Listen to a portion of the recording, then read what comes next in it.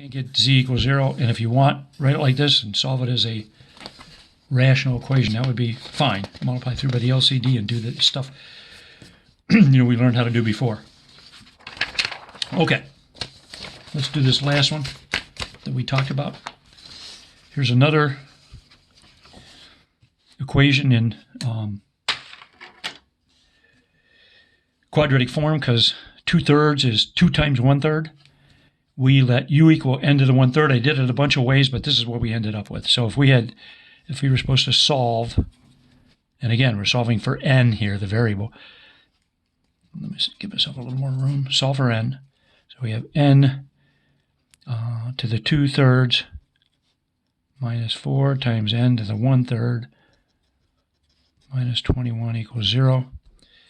We did all this before, so I'm not going to do it again. But if I make this substitution of u equals n to the 1/3, and I could square it or whatever, but we got this. I showed you a couple ways before. We ended up with this once we make that substitution.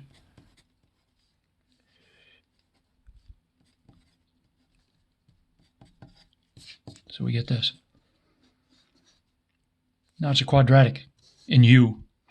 So let's solve the quadratic. This one's easy to factor. No GCF. And the leading coefficient's 1. We're going to find a pair of numbers whose product is negative 20. They add up to negative 21. They add up to 4. What's that? Negative 7 plus 3 multiplied together give us negative 21, and they add up to negative 4 equals 0. 0 product property says one of these factors has to be 0. So u minus 7 equals 0, or u plus 3 equals 0. And again, you could plug the end of the 1/3 right back into this step and work from there, but I'm just going to solve for the u first. So u equals 7, adding 7 to both sides here, or u equals negative 3, substituting the end of the 1/3 back in. Because remember, don't stop here. You got to solve for n. It's a 1/3 power. That's also the cube root of n. Same thing.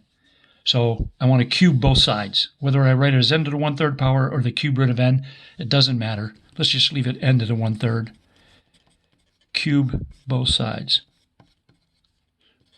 Same thing with the other equation. If you want to write it as a cube root of n, you can, but you got to raise it to the 3rd power to get to that n to the 1st power.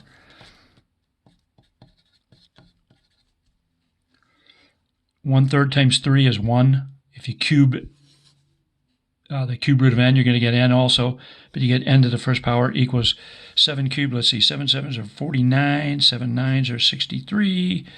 We carry a 6, 4, 7, 2. There's 343, is that right? 343, or negative 3 cubed is negative 27. And you could, what are the answers? You can check them, but we cubed, so we should be fine.